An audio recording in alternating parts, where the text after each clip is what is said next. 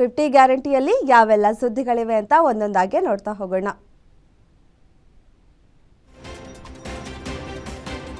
ಕಬ್ಬಿಗೆ ಬೆಂಬಲ ಬೆಲೆ ಹೆಚ್ಚಿಸಬೇಕೆಂದು ಆಗ್ರಹಿಸಿ ರಾಜ್ಯಾದ್ಯಂತ ಅನ್ನದಾತರ ಕಿಚ್ಚು ಜೋರಾಗಿದೆ. ಬೆಳಗಾವಿ, ವಿಜಯಪುರ, ದಾವಣಗೆರೆ ಸೇರಿದಂತೆ ಹಲವು ಜಿಲ್ಲೆಗಳಲ್ಲಿ ರೈತರ ಹೋರಾಟ ತೀವ್ರಗೊಂಡಿದೆ. ರಸ್ತೆ ತಡೆದು ಸರ್ಕಾರದ ವಿರುದ್ಧ ತೀವ್ರ ಆಕ್ರೋಶ ವ್ಯಕ್ತಪಡಿಸಿದ್ದಾರೆ. ಸ್ಥಳಕ್ಕೆ ಸಚಿವರು ಭೇಟಿ ನೀಡಿದ್ರೂ ರೈತರು ಒಪ್ಪುತ್ತಿಲ್ಲ. ಸಕ್ಕರೆ ಕಾರ್ಖಾನೆ ಮಾಲೀಕರ ಜೊತೆ ಸಭೆ ನಡೆಸಿ ನಿರ್ಣಯ. ಗುರ್ಲಾಪುರ ಕ್ರಾಸ್ ಬಳಿ ನಡೆಯುತ್ತಿರುವ ಹೋರಾಟ 8ನೇ ದಿನಕ್ಕೆ ಕಾಲಿಟ್ಟಿದ್ದು, ಬೆಳಗಾವಿ ಜಿಲ್ಲೆಯಾದ್ಯಂತ ತೀವ್ರ ಆಕ್ರೋಶ ವ್ಯಕ್ತವಾಗಿದೆ. ನಿನ್ನೆ ಕೂಡ ಪ್ರತಿಭಟನೆ ನಡೆಸಿ ರಸ್ತೆ ತಡೆದು ಪಾದಯಾತ್ರೆ ನಡೆಸಿದ್ರು. ಅರಬೆತ್ತಲೆಯಾಗಿ ಕೂಡ ಪ್ರತಿಭಟನೆ ನಡೆಸಿದ್ರು. ರೈತರ ಹೋರಾಟ ಮುಂದುವರೆದಿದೆ. ಹೋರಾಟಕ್ಕೆ ಬಿಜೆಪಿ ಸಾಥ್ ನೀಡಿದ್ದು, ರೈತರಿಗೆ ಬೆಂಬಲ ಸೂಚಿಸಿದ್ದಾರೆ.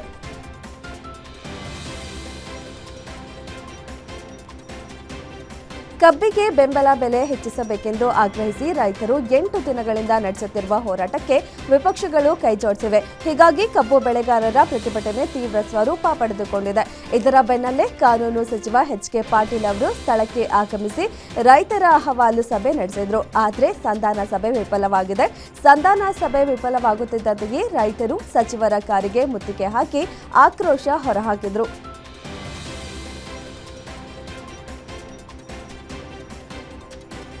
ಬೆಳಗಾವಿಯ ಗುರ್ಲಾಪುರದಲ್ಲಿ ನಡೆಯುತ್ತಿರುವ ಕಬ್ಬು ಬೆಳೆಗಾರರ ಪ್ರತಿಭಟನಾ ಸ್ಥಳಕ್ಕೆ ಕೊನೆಗೂ ಸರ್ಕಾರದ ಪರವಾಗಿ ಸಚಿವ ಎಚ್.ಕೆ. ಪಾಟೀಲ್ ಭೇಟಿ ನೀಡಿದರು. ಪ್ರತಿಭಟನೆ ತೀವ್ರವಾಗುತ್ತಿದ್ದಂತೆ ಸಿಎಂ ಸಿದ್ದರಾಮಯ್ಯ ಸೂಚನೆ ನೀಡಿದ್ರಿಂದ ರೈತರೊಂದಿಗೆ ಚರ್ಚೆ ನಡೆಸಿದರು. ಇದೇ ವೇಳೆ ಇಂದು ರೈತರ ಬಗ್ಗೆ ಸಭೆ, ನಾಳೆ ಅಧಿಕಾರಿಗಳ ಬಗ್ಗೆ ಸಭೆ, ನಾಡಿದ್ದು ಕಾರ್ಖಾನೆ ಮಾಲೀಕರ ಜೊತೆ ಸಭೆ ನಡೆಸುವುದಾಗಿ ಭರವಸೆ ನೀಡಿದರು. ಆದರೆ ಯಾವುದೇ ಕಾರಣಕ್ಕೂ ಮೀಟಿಂಗ್ಗೆ ಒಪ್ಪಲ್ಲ ಎಂದ ರೈತರು ಸಚಿವರ ವಿರುದ್ಧ ಆಕ್ರೋಶ ವ್ಯಕ್ತಪಡಿಸಿದರು.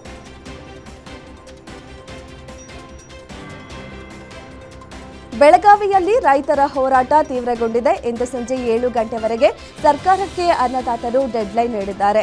ಸಕ್ಕರೆ ಕಾರ್ಖಾನೆ ಮಾಲೀಕರ ಜೊತೆ ಸಭೆ ನಡೆಸಿ ಆದಷ್ಟು ಬೇಗ ತೀರ್ಮಾನ ಮಾಡಿ ಜಿಲ್ಲಾಧಿಕಾರಿಗಳ ಮೂಲಕ ಶುಭ ಸಂದೇಶ ನೀಡಿದರೆ ನಾವು ಹೋರಾಟ ಹಿಂಪಡೆಯುತ್ತೇವೆ. ಒಂದು ವೇಳೆ ಸರ್ಕಾರ ನಮ್ಮ ಬೇಡಿಕೆ ಈಡೇರಿಸದಿದ್ದರೆ ನಾಳೆಯಿಂದ ರಾಷ್ಟ್ರೀಯ ಹೆದ್ದಾರಿ ಬಂದ್ ಮಾಡುವುದಾಗಿ ಎಚ್ಚರಿಕೆ ನೀಡಿದರು.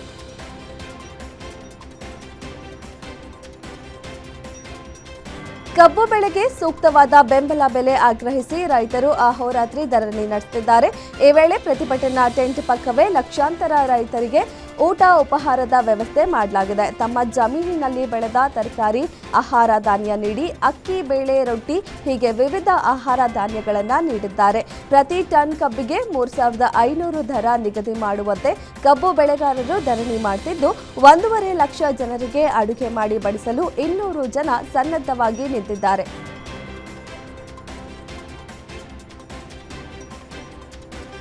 ಬೆಳಗಾವಿಯಲ್ಲಿ ಕಬ್ಬು ಕಿಚ್ಚು ಹೆಚ್ಚಾಗಿದೆ. ನಿನ್ನೆಯಿಂದಲೂ ನಾನು ರೈತರ ಜೊತೆ ಇದ್ದೇನೆ. ನಾನು ರಾಜಕೀಯ ಮಾಡಲು ಇಲ್ಲಿಗೆ ಬಂದಿಲ್ಲ ಎಂದು ಬಿಜೆಪಿ ರಾಜ್ಯಾಧ್ಯಕ್ಷ ವಿಜಯೇಂದ್ರ ಹೇಳಿಕೆ ನೀಡಿದರು. ಬೆಳಗಾವಿಯಲ್ಲಿ ಮಾತನಾಡಿದ ಅವರು, ರೈತ ಹೋರಾಟಗಾರನ ಮಗನಾಗಿ ಬೆಂಬಲಿಸಲು ಬಂದಿದ್ದೇನೆ. ನನ್ನ ಹುಟ್ಟುಹಬ್ಬ ಇದ್ದರೂ ಬದಿಗಿಟ್ಟು ರೈತರ ಪರ ನಿಂತಿದ್ದೇನೆ. ಸರ್ಕಾರ ಇನ್ನಾದರೂ ಎಚ್ಚೆತ್ತು ರೈತರ ಸಮಸ್ಯೆ ಬಗೆಹರಿಸಬೇಕು ಎಂದು ಹೇಳಿದರು.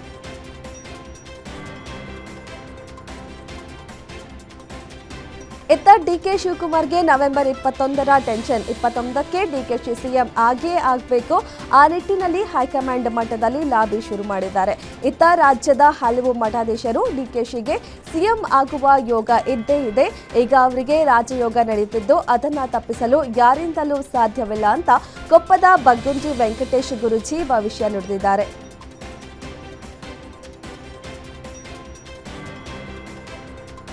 ಬೆಂಗಳೂರಿನ ರಾಜರಾಜೇಶ್ವರಿ ನಗರದಲ್ಲಿ ಶಾಸಕ ಮುನಿರತ್ನ ಮತ್ತು ಕುಸುಮ ನಡುವಿನ ರಾಜಕೀಯ ಕುಸ್ತಿ ಹೊಸದೇನಲ್ಲ. ಅದರಲ್ಲೂ ಲೋಕಸಭಾ ಚುನಾವಣೆ ನಂತರ ಮತ್ತಷ್ಟು ತಾರಕಕ್ಕೇರಿರುವ ಇಬ್ಬರ ಜಿದ್ದಾಜಿದ್ದು ವೈಯಕ್ತಿಕ ಟೀಕೆಯ ಹಂತಕ್ಕೂ ತಲುಪಿದೆ. ಒಂದೇ ಕಾರ್ಯಕ್ರಮದಲ್ಲಿ ಮುನಿರತ್ನ ಹನುಮಂತರಾಯಪ್ಪ ಮುಖಾಮುಖಿಯಾಗಿದ್ದು, ಈ ವೇಳೆ ಭಾಷಣ ಮಾಡುವಾಗ ಪರೋಕ್ಷವಾಗಿ ಪರಸ್ಪರ ಕಚ್ಚಾಡಿಕೊಂಡಿದ್ದಾರೆ.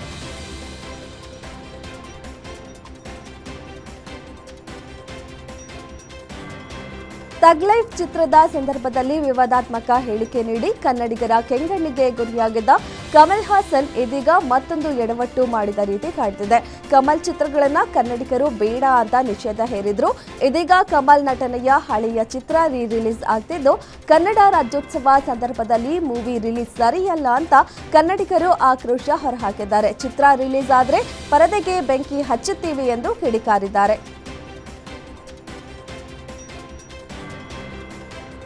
ಕೇಂದ್ರ ಸರ್ಕಾರ ಜಿಎಸ್ಟಿಯಲ್ಲಿ ಬದಲಾವಣೆ ಮಾಡಿದ ವೇಳೆ ಕರ್ನಾಟಕ ಹಾಲು ಒಕ್ಕೂಟ ಅಂದ್ರೆ ಕೆಎಂಎಫ್ ಹಾಲಿನ ಉತ್ಪನ್ನಗಳ ಬೆಲೆಯನ್ನ ಕಡಿತಗೊಳಿಸಿತ್ತು. ಅದೇ ರೀತಿ ತುಪ್ಪದ ದರವನ್ನ ಇಳಿಕೆ ಮಾಡಿ ಜನರಿಗೆ ಸಿಹಿ ಹಂಚಿದ್ದ ಕೆಎಂಎಫ್ ಇದೀಗ ದಿಢೀರ್ ನಂದಿನಿ ತುಪ್ಪದ ದರ ಏರಿಕೆ ಮಾಡಿ ಶಾಕ್ ಕೊಟ್ಟಿದೆ. ನಂದಿನಿ ತುಪ್ಪದ ದರವನ್ನ ಪ್ರತಿ ಲೀಟರ್ಗೆ 90 ರೂಪಾಯಿ ಏರಿಕೆ ಮಾಡಿ ನಿನ್ನೆಯಿಂದಲೇ ಪರಿಷ್ಕೃತ ದರ ಜಾರಿ ಮಾಡಿದೆ.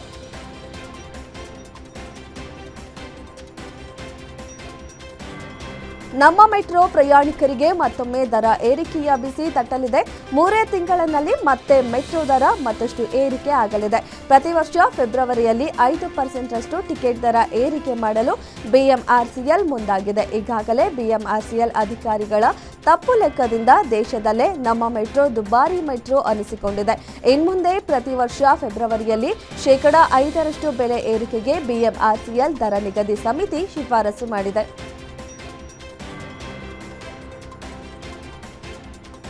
ಮಂಡ್ಯದ ಜಿಲ್ಲಾಧಿಕಾರಿ ಕಚೇರಿ ಬಳಿ ಪೆಟ್ರೋಲ್ ಸುರಿದುಕೊಂಡು ಬೆಂಕಿ ಹಚ್ಚಿಕೊಂಡಿದ್ದ ರೈತ ಬೆಂಗಳೂರಿನ ವಿಕ್ಟೋರಿಯಾ ಆಸ್ಪತ್ರೆಯಲ್ಲಿ ಮೃತಪಟ್ಟಿದ್ದಾರೆ. ಕೆಆರ್ಪೇಟೆ ತಾಲೂಕು ಮೂಡನಹಳ್ಳಿ ಗ್ರಾಮದ ರೈತ ಮಂಚೇಗೌಡ ಮೃತಪಟ್ಟವರು.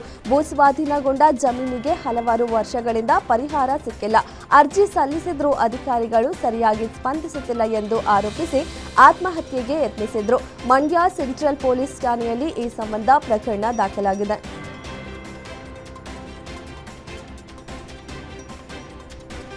ಆಂಧ್ರಪ್ರದೇಶದ ಕರ್ನೂಲ್ನಲ್ಲಿ ನಡೆದ ಬಸ್ ದುರಂತದ ನಂತರ ಎಚ್ಚೆತ್ತುಕೊಂಡು ಕರ್ನಾಟಕ ಸಾರಿಗೆ ಇಲಾಖೆ ರೂಲ್ಸ್ ಬ್ರೇಕ್ ಮಾಡಿರೋ ಖಾಸಗಿ ಬಸ್ ಮಾಲೀಕರಿಗೆ ಶಾಕ್ ನೀಡಿದೆ.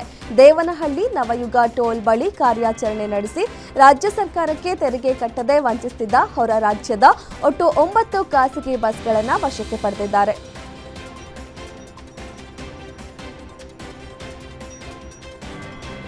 ಚಿಕ್ಕಮಗಳೂರಿನಲ್ಲಿ ಕಾಡಾನೆ ಹಾವಳಿ ನಿಲ್ಲುವ ಹಂತವೇ ಕಾಣ್ತಿಲ್ಲ. ಇತ್ತೀಚೆಗಷ್ಟೇ ಕಾಡಾನೆ ದಾಳಿ ಇಬ್ಬರನ್ನ ಬಲಿಯಾಗಿದ್ರು. ಆದರೆ ಇದೀಗ ಮತ್ತೆ ಮೂಡಿಗೆರೆ ತಾಲೂಕಿನ ಕೊಟ್ಟಿಗೆಹಾರದಲ್ಲಿ ತೋಟಕ್ಕೆ ನುಗ್ಗಿ ಕಾಡಾನೆ ದಾಂಧಲೆ ನಡೆಸಿವೆ. ಅಡಿಕೆ, ಕಾಫಿ, ಬಾಳೆ ಬೆಳೆಗಳನ್ನ ಸಂಪೂರ್ಣವಾಗಿ ನಾಶಪಡಿಸಿವೆ. ಕಾಡಾನೆ ಹಾವಳಿಯಿಂದ ಕೃಷಿಕರು ಹೈರಾಣಾಗಿದ್ದಾರೆ. ತಕ್ಷಣವೇ ಕಾಡಾನೆ ಸ್ಥಳಾಂತರಕ್ಕೆ ರೈತರು ಆಗ್ರಹಿಸಿದ್ದಾರೆ.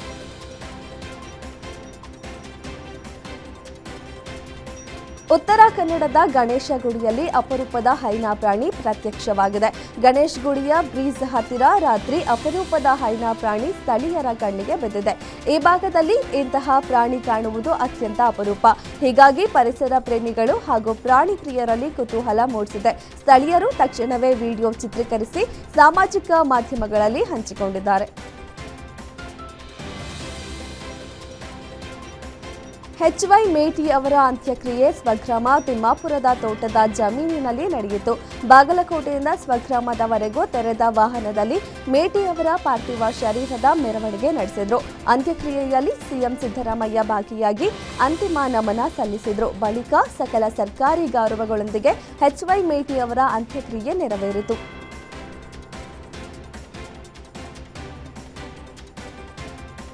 ವಿದೇಶಿ ನೆಲದಲ್ಲಿ ವೈಭವದ ಕನ್ನಡ ರಾಜ್ಯೋತ್ಸವವನ್ನ ಅದ್ದೂರಿಯಾಗಿ ಸಂಭ್ರಮಿಸಲಾಯಿತು. ಚೀನಾದ ಶಾಂಘೈ ನಗರದಲ್ಲಿ ನೆಲೆಸಿರೋ ನಮ್ಮ ಕನ್ನಡಿಗರು ಕನ್ನಡ ರಾಜ್ಯೋತ್ಸವವನ್ನ ಭರ್ಜರಿಯಾಗಿ ಆಚರಿಸಿದ್ದಾರೆ. ಖ್ಯಾತ ಶಿಲ್ಪಿ ಅರುಣ್ ಯೋಗಿರಾಜ್ ಅವರು ಕಾರ್ಯಕ್ರಮವನ್ನ ಉದ್ಘಾಟಿಸಿದ್ರು. ಕನ್ನಡ ನಾಡಗೀತೆಯ ಜೊತೆ ಜಯ ಕರ್ನಾಟಕ ಅನ್ನೋ ಘೋಷವಾಕ್ಯದೊಂದಿಗೆ ಚೀನಾದ ಶಾಂಘೈನಲ್ಲಿ ನಮ್ಮ ಕನ್ನಡಿಗರು ಕನ್ನಡ ಭಾಷೆಯ ಇತಿಹಾಸವನ್ನೇ ಸಾರಿದ್ದಾರೆ. ರಾಜ್ಯದಲ್ಲಿ ಮುಂದಿನ 2 ದಿನ ಕರಾವಳಿ ಮತ್ತು ದಕ್ಷಿಣ ಒಳನಾಡು ಜಿಲ್ಲೆಗಳಲ್ಲಿ ಗುಡುಗು ಸಹಿತ ಮಳೆಯಾಗುವ ಸಾಧ್ಯತೆ ಇದೆ. ಹವಾಮಾನ ಇಲಾಖೆಯು ಯೆಲ್ಲೋ ಅಲರ್ಟ್ ಘೋಷಿಸಿದೆ. ಹಾಗೆಯೇ ಬೆಂಗಳೂರು ಮತ್ತು ಸುತ್ತಮುತ್ತಲಿನ ಪ್ರದೇಶಗಳಲ್ಲಿ ಮುಂದಿನ 48 ಗಂಟೆಗಳವರೆಗೆ ಸಾಮಾನ್ಯವಾಗಿ ಮೋಡ ಕವಿದ ಆಕಾಶ ಇರಲಿದ್ದು ಸಾಧಾರಣ ಮಳೆಯಾಗುವ ಸಂಭವವಿದೆ.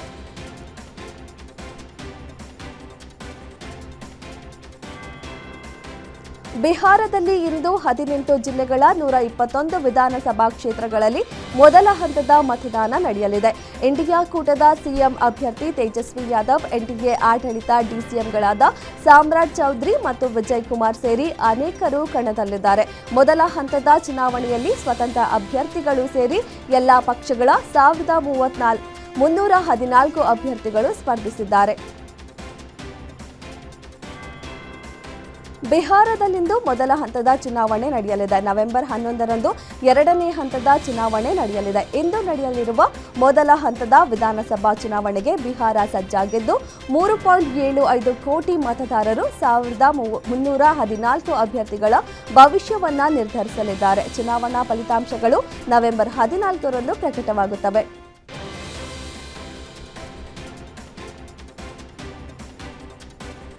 ಮೇರಾ ಬೂತ್ ಸಬ್ಸೆ ಮಜಬೂತ್ ಕಾರ್ಯಕ್ರಮದ ಭಾಗವಾಗಿ ಬಿಹಾರ ಬಿಜೆಪಿಯ ಮಹಿಳಾ ಮುಖಂಡರೊಂದಿಗೆ ಪ್ರಧಾನಿ ಮೋದಿ ಸಂವಾದ ನಡೆಸಿದ್ದು, ಬೇಗುಸರಾಯ್ನ ಮಹಿಳಾ ಮೋರ್ಚಾ ಜಿಲ್ಲಾ ಅಧ್ಯಕ್ಷೆ ಡಾಕ್ಟರ್ ರೇಖಾರಾಮ್ ಅನಾರೋಗ್ಯ ಪೀಡಿತರನ್ನ ಮತಗಟ್ಟೆಗಳಿಗೆ ಸಾಗಿಸಲು ವಿಶೇಷ ಸಿದ್ಧತೆ ಮಾಡಿಕೊಂಡಿರುವುದಾಗಿ ಹೇಳಿದರು. ಈ ಕೆಲಸ ಮಾಡ್ತಿದ್ರೆ ಅದು ಗಮನಾರ್ಹ ಸಾಧನೆ ಎಂದು ಮೋದಿ ಹೇಳಿದರು.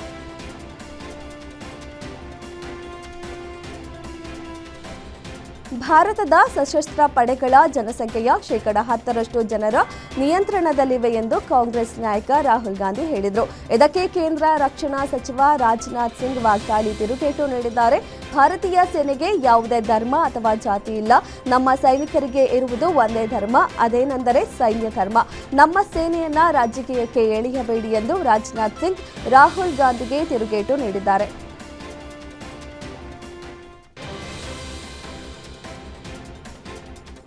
5 ವರ್ಷದ ಬಳಿಕ ಮತ ಕೇಳಲು ಬಂದ ಶಾಸಕನಿಗೆ ಮತದಾರರು ಹಿಗ್ಗಾಮುಗ್ಗಾ ಹಲ್ಲೆ ಮಾಡಿದ್ದಾರೆ.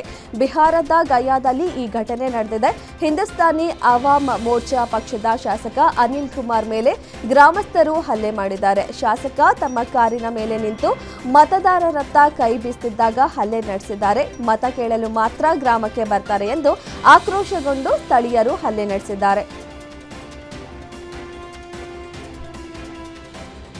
ರಾಷ್ಟ್ರ ರಾಜಧಾನಿ ದೆಹಲಿಯಲ್ಲಿ ಲೋಕಸಭಾ ವಿಪಕ್ಷ ನಾಯಕ ರಾಹುಲ್ ಗಾಂಧಿ ಮತ್ತೆ ಮತಗಳ್ಳತನದ ಗಂಭೀರ ಆರೋಪ ಮಾಡಿದ್ದಾರೆ. 2024ರ ಹರಿಯಾಣ ವಿಧಾನಸಭಾ ಚುನಾವಣೆಯಲ್ಲಿ ಭಾರೀ ಮತದಾರರ ವಂಚನೆ ನಡೆದಿರೋಕೆ ಸಾಕ್ಷಿ ಇದೆ ಎಂದಿದ್ದಾರೆ. ಹರಿಯಾಣದಲ್ಲಿ 2 ಕೋಟಿ ಮತದಾರರಿದ್ದಾರೆ ಮತ್ತು ಅವರಲ್ಲಿ 25 ಲಕ್ಷ ನಕಲಿ ಮತದಾರರಿದ್ದಾರೆ ಅಂತ ರಾಹುಲ್ ಗಾಂಧಿ ಸ್ಫೋಟಕ ಹೇಳಿಕೆ ನೀಡಿದ್ದಾರೆ. ಕಾಂಗ್ರೆಸ್ ಸಂಸದ ರಾಹುಲ್ ಗಾಂಧಿ ಮತ್ತೊಮ್ಮೆ ಚುನಾವಣಾ ಆಯೋಗದ ವಿರುದ್ಧ ಮತಚೋರಿ ಆರೋಪ ಮಾಡಿದ್ದಾರೆ. ಹರಿಯಾಣದಲ್ಲಿ 25 ಲಕ್ಷ ಮತಗಳ್ಳತನವಾಗಿದೆ ಎಂದು ಆರೋಪಿಸಿದ್ದಾರೆ. ಈ ಆರೋಪಕ್ಕೆ ಬಿಜೆಪಿ ತಿರುಗೇಟು ನೀಡಿದೆ. ರಾಧಿಕಾ ಖೇರಾ ಪ್ರತಿಕ್ರಿಯಿಸಿದ್ದು, ಇಟಾಲಿಯನ್ ಮಹಿಳೆ ಕೂಡ ನಮ್ಮ ದೇಶದಲ್ಲಿ ಮತ ಚಲಾವಣೆ ಮಾಡಿದ್ರು ಎಂದು ಪ್ರಶ್ನಿಸುವ ಮೂಲಕ ಸೋನಿಯಾ ಗಾಂಧಿಯನ್ನ ಪರೋಕ್ಷವಾಗಿ ಉಲ್ಲೇಖಿಸಿ ಲೇವಡಿ ಮಾಡಿದ್ದಾರೆ.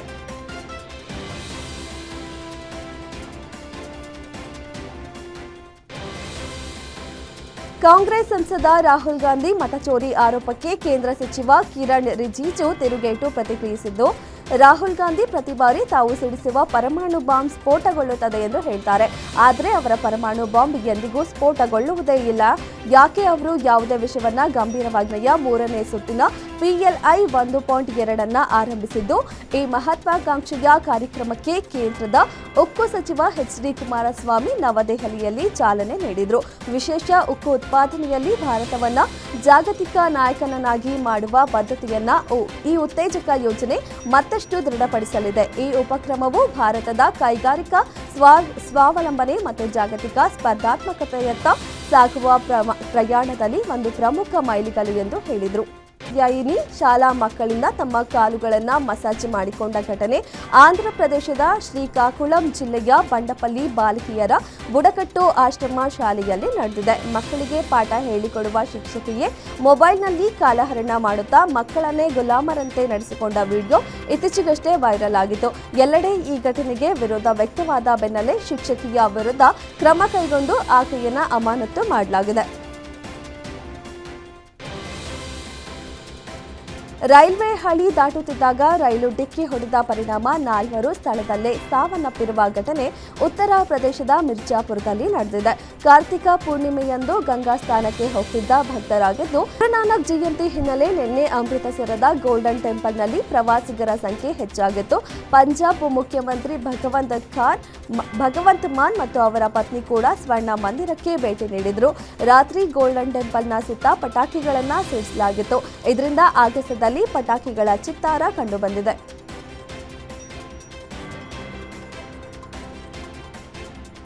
ಸಿಖ್ ಧರ್ಮದ ಸಂಸ್ಥಾಪಕ ಗುರುನಾನಕ್ ಅವರ 556ನೇ ಜನ್ಮದಿನ ಆಚರಿಸಲು ತೆರಳಿದ್ದ 14 ಭಾರತೀಯರಿಗೆ ಪ್ರವೇಶ ನಿರಾಕರಿಸಿ ಪಾಕಿಸ್ತಾನ ವಾಪಸ್ ಕಳುಹಿಸಿದೆ. ಗುರುನಾನಕ್ ಅವರ ಜನ್ಮಸ್ಥಳವಾದ ನಂಕಾನಾ ಸಾಹಿಬ್ಗೆ ಪ್ರಯಾಣಿಸುತ್ತಿದ್ದ ಯಾತ್ರಿಕರ ಗುಂಪಿನಲ್ಲಿ 14 ಮಂದಿ ಭಾರತೀಯರು ಇದ್ದರು. ಆರಂಭದಲ್ಲಿ ಅವರಿಗೆ ಪಾಕ್ ಪ್ರವೇಶಕ್ಕೆ ಅನುಮತಿ ನೀಡಲಾಯಿತು. ನಂತರ ನೀವು ಸಿಖ್ಖರಲ್ಲ, ಹಿಂದೂಗಳು ಎಂದು ಪ್ರವೇಶ ನಿರಾಕರಿಸಿ ವಾಪಸ್ ಕಳುಹಿಸಲಾಗಿದೆ.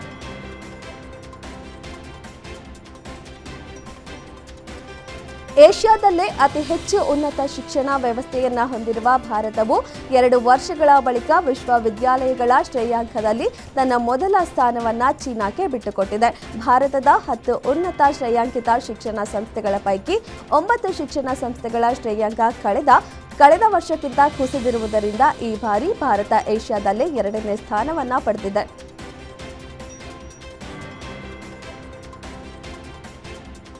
ಅಮೆರಿಕದ ಕೆಂಟುಕಿಯಲ್ಲಿ ಕಾರ್ಗೋ ವಿಮಾನ ಟೇಕ್ ಆಫ್ ಆದ ಕೆಲವೇ ಕ್ಷಣದಲ್ಲಿ ಪತನವಾಗಿದೆ. ಟೇಕ್ ಆಫ್ ಆಗ್ತಿದ್ದಂತೆ ವಿಮಾನಕ್ಕೆ ಬೆಂಕಿ ಹೊತ್ತಿಕೊಂಡು ಪತನವಾಗಿದೆ. ಕಾರ್ಗೋ ವಿಮಾನದಲ್ಲಿದ್ದ 7 ಮಂದಿ ಸಾವನ್ನಪ್ಪಿದ್ದು, ಇನ್ನು 11 ಮಂದಿ ಗಾಯಗೊಂಡಿದ್ದಾರೆ. ವಿಮಾನ ಪತನದಿಂದ ಹಲವು ಕಟ್ಟಡಗಳು ಬೆಂಕಿಯಲ್ಲಿ ಸುಟ್ಟು ಹೋದವು. ಯುಪಿಎಸ್ ವಿಮಾನದಲ್ಲಿದ್ದ 3 ಸಿಬ್ಬಂದಿ ಸಾವನ್ನಪ್ಪಿದ್ದಾರೆ ಎಂದು ಫೆಡರಲ್ ಅಧಿಕಾರಿಗಳು ತಿಳಿಸಿದ್ದಾರೆ. ಭಾರತ ಅಮೆರಿಕ ಸಂಬಂಧಗಳನ್ನು ಬಲಪಡಿಸಲು ಅಮೆರಿಕ ಅಧ್ಯಕ್ಷ ಡೊನಾಲ್ಡ್ ಟ್ರಂಪ್ ಸಕಾರಾತ್ಮಕವಾಗಿದ್ದು ಬದ್ಧತೆ ಹೊಂದಿದ್ದಾರೆ ಎಂದು ಶ್ವೇತಭವನದ ಪತ್ರಿಕಾ ಕಾರ್ಯದರ್ಶಿ ಕ್ಯಾರೋಲಿನ್ ಲೀವಿಟ್ ಹೇಳಿದ್ದಾರೆ. ಡೊನಾಲ್ಡ್ ಟ್ರಂಪ್ ಪ್ರಧಾನಿ ಮೋದಿ ಬಗ್ಗೆ ಅಪಾರ ಗೌರವ ಹೊಂದಿದ್ದಾರೆ, ಆಗಾಗ್ಗೆ ಮಾತನಾಡ್ತಾರೆ. 2 ರಾಷ್ಟ್ರಗಳು ವ್ಯಾಪಾರದ ಬಗ್ಗೆ ಗಂಭೀರ ಚರ್ಚೆಗಳಲ್ಲಿ ತೊಡಗಿಸಿಕೊಂಡಿವೆ ಎಂದು ಹೇಳಿದರು.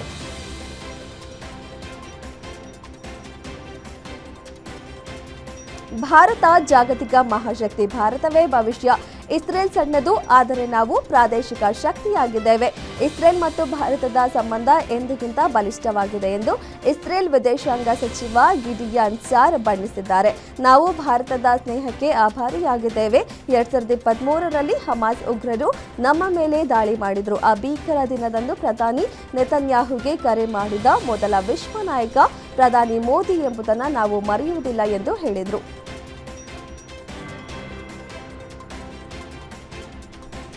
ಭಾರತಕ್ಕೆ ಬೇಕಾಗಿರುವ ವಿವಾದಿತ ಧರ್ಮ ಪ್ರಚಾರಕ ಜಾಕೀರ್ ನಾಯ್ಕ್ ಅವರ ಬಾಂಗ್ಲಾದೇಶ ಭೇಟಿಗೆ ಸರ್ಕಾರ ತಡೆ ಹಿಡಿದಿದೆ.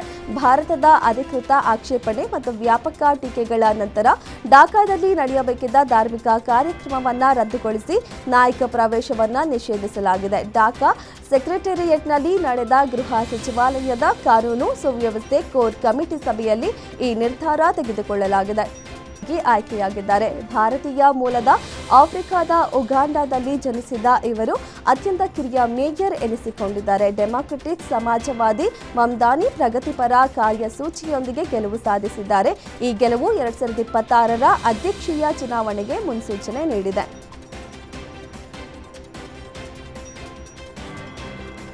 ಮೊದಲ ಬಾರಿಗೆ ವಿಶ್ವಕಪ್ ಗೆದ್ದ ವೀರವನಿತೆಯರು ದೆಹಲಿಯ ಲೋಕ ಕಲ್ಯಾಣ್ ಮಾರ್ಗದಲ್ಲಿರುವ ಪ್ರಧಾನಿ ನಿವಾಸದಲ್ಲಿ ಮೋದಿಯನ್ನ ಭೇಟಿಯಾದರು. ಬಳಿಕ ತಂಡದ ಎಲ್ಲ ಆಟಗಾರ್ತಿಯರೊಂದಿಗೆ ಸಂವಾದ ನಡೆಸಿದರು. ಇದೇ ವೇಳೆ ತಂಡದ ಎಲ್ಲ ಆಟಗಾರ್ತಿಯರ ಸಹಿ ಇರುವ ಜರ್ಸಿಯನ್ನ ಮೋದಿಗೆ ಉಡುಗೊರೆಯಾಗಿ ನೀಡಿದರು.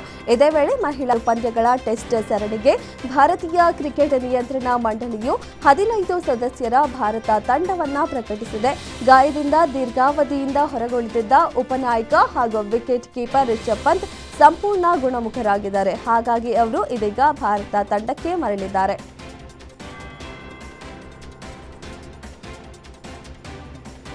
ದಕ್ಷಿಣ ಆಫ್ರಿಕಾ ಎ ತಂಡದ ವಿರುದ್ಧದ 3 ಪಂದ್ಯಗಳ ಏಕದಿನ ಸರಣಿಗೆ ಭಾರತದ ಎ ತಂಡವನ್ನ ಬಿಸಿಸಿಐ ಪ್ರಕಟಿಸಿದೆ. ಮುಂದಿನ ಏಕದಿನ ಸರಣಿಯನ್ನ ಗಮನದಲ್ಲಿಟ್ಟುಕೊಂಡು ಈ ತಂಡವನ್ನ ಪ್ರಕಟಿಸಿದ್ದು, ಎಡಗೈ ಬ್ಯಾಟ್ಸ್ಮನ್ ತಿಲಕ್ ವರ್ಮಾಗೆ ನಾಯಕತ್ವವನ್ನ ನೀಡಲಾಗಿದೆ. ದೀರ್ಘಾವಧಿ ಬಳಿಕ ಅಂತಾರಾಷ್ಟ್ರೀಯ ಕ್ರಿಕೆಟ್ಗೆ ಮರಳಿದ್ದ ವಿರಾಟ್ ಕೊಹ್ಲಿ, ರೋಹಿತ್ ಶರ್ಮಾರನ್ನ ಭಾರತ ಎ ತಂಡದಿಂದ ಕೈಬಿಡಲಾಗಿದೆ.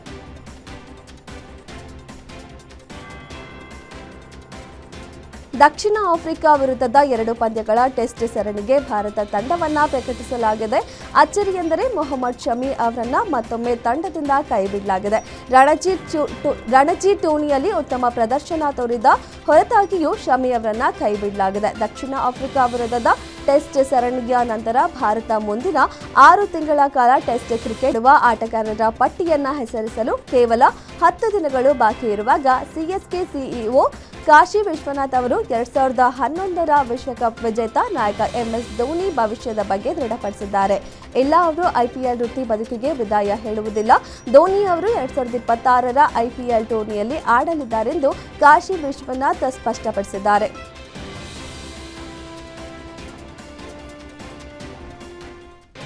ಲಾಸ್ ಏಂಜಲೀಸ್ನಲ್ಲಿ ನಡೆಯುವ ಒಲಿಂಪಿಕ್ಸ್ ಕ್ರೀಡಾಕೂಟ ಹಿನ್ನೆಲೆ ಭಾರತದ star wait lifter Mirabai Chanu ಅವರ ತೂಕ ವರ್ಗವನ್ನು ಒಲಿಂಪಿಕ್ಸ್ನಿಂದ ಕೈಬಿಡಲಾಗಿದ್ದು, ಹೀಗಾಗಿ ಅವರು 2028ರ ಕ್ರೀಡಾಕೂಟಕ್ಕಾಗಿ ಸ್ಟಾರ್ ಪ್ರಭಾಸ್ ನಟನೆಯ the Raja Saab cinema trailer ಮೂಲಕ ಭಾರತ ಮಾತ್ರವಲ್ಲದೆ ಜಗತ್ತಿನ ಸಿನಿಮಾ ಪ್ರೇಕ್ಷಕರ ಗಮನ ಸೆಳೆದಿದೆ.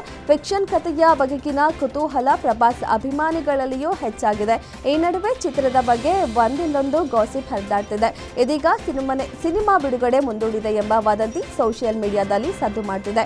ಈ ವದಂತಿಗೆ ಚಿತ್ರತಂಡ ಸ್ಪಷ್ಟನೆ ನೀಡಿದ್ದು ವದಂತಿಯನ್ನ ತಳ್ಳಿಹಾಕಿದೆ.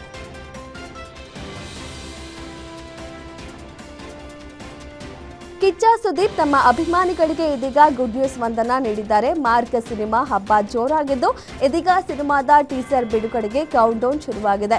ನಾಳೆ ಮಾರ್ಕ್ ಸಿನಿಮಾದ ಟೀಸರ್ ರಿಲೀಸ್ ಆಗಲಿದೆ. ಮತ್ತೆ ನಿರ್ಮಾಣ ಸಂಸ್ಥೆ ಮೂಲಕ ರಜನಿಕಾಂತ್ ಚಿತ್ರ ನಿರ್ಮಾಣ ಮಾಡಲಿದ್ದಾರೆ. ತಮಿಳು ಚಿತ್ರರಂಗದ ಖ್ಯಾತ ನಿರ್ದೇಶಕ ಇದೀಗ ಡೆವಿಲ್ ಚಿತ್ರದ ಮೂಲಕ ಬೆಳ್ಳಿ ಪರದೆಗೆ ಭರ್ಜರಿ ಎಂಟ್ರಿ ಕೊಟ್ಟಿದ್ದಾರೆ. ದರ್ಶನ್ನ ದಿ ಡೆವಿಲ್ ಸಿನಿಮಾದಲ್ಲಿ ಖಡಕ್ ಪಾತ್ರದಲ್ಲಿ ಕಾಮಿಡಿ ಸ್ಟಾರ್ ಗಿಲ್ಲಿ ನಟ ಮಿಂಚಿದ್ದಾರೆ. ಡಿಸೆಂಬರ್ 12 ದಿ ಡೆವಿಲ್ ಚಿತ್ರ ರಿಲೀಸ್ ಆಗಲಿದೆ. ಇದೀಗ ಗಿಲ್ಲಿಯ ಫಸ್ಟ್ ಪೋಸ್ಟರ್ ರಿಲೀಸ್ ಆಗಿದ್ದು, ಗಿಲ್ಲಿ ಅಭಿಮಾನಿಗಳಿಗೆ ಗಿಫ್ಟ್ ನೀಡಿದ್ದಾರೆ.